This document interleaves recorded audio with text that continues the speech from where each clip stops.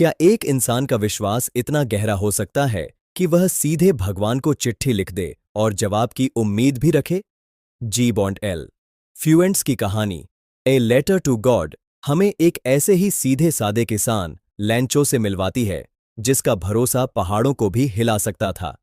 जी हाँ, तो चलिए इस पाथ को चालू करने से पहले आप अपने कैरेक्टर से मिल लीजिए। मैं हूँ लेंचो, मैं एक हार्डवर्किंग किसान हूँ। मैं हूँ लेंचो की वाइफ, मैं हूँ पोस्टमास्टर, मुझे मत भूल जाना। मैं हूँ आपका one and only story teller भैया। देखो, अब सच में ऐसा लग रहा है कि बारिश होने वाली है। अचानक तेज हवा चलने लगती है और बारिश की बूंदें गिरने लगती हैं।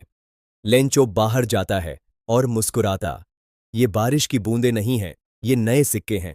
बड़ी बूंदें 10 सेंट के सिक्के हैं और छोटी 5 के। अचानक तेज हवा चलने लगती है और ओले गिरने लगते हैं। लैंचो का चेहरा उतर जाता है। ये बहुत बुरा हो रहा है। मुझे उम्मीद थी कि यह जल्दी रुक जाएगा, लेकिन नहीं, ओलों ने सब कुछ बर्बाद कर दिया। खेत ऐसे सफेद दिख रहे हैं जैसे नमक से ढके हों।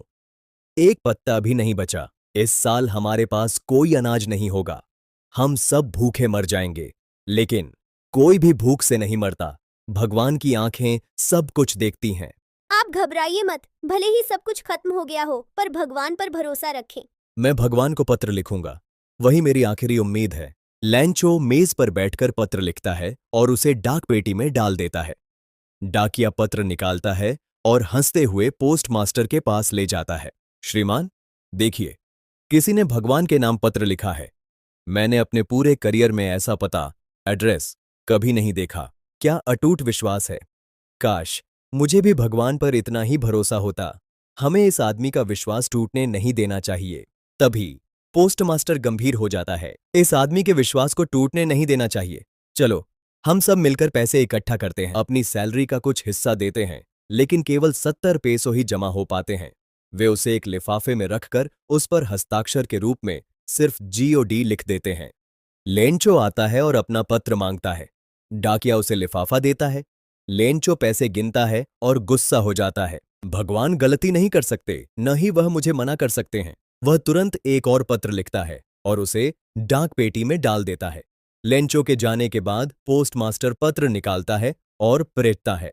भगवान, मैंने जो पैसे मांगे थे उनमें से केवल 70 पैसों ही मुझ तक पहुंचे हैं। बाकी के पैसे भी भेज दीजिए क्योंकि मुझे इनकी बहुत जरूरत है। लेकिन इस बार पैसे डाक पोस्ट से मत भेजना, क्योंकि ये पोस्ट ऑफिस के कर्मचारी धोखेबाजों का एक झुंड, बंच ऑफ क्रूक्स है। यह नाटक लेंचो के अंधविश्वास बनाम निष्कपट विश्वास और पोस्ट ऑफिस कर्मचारियों की गुमनाम निस्वार्थ सेवा के बीच के विरोधाभास को दर्शाता है।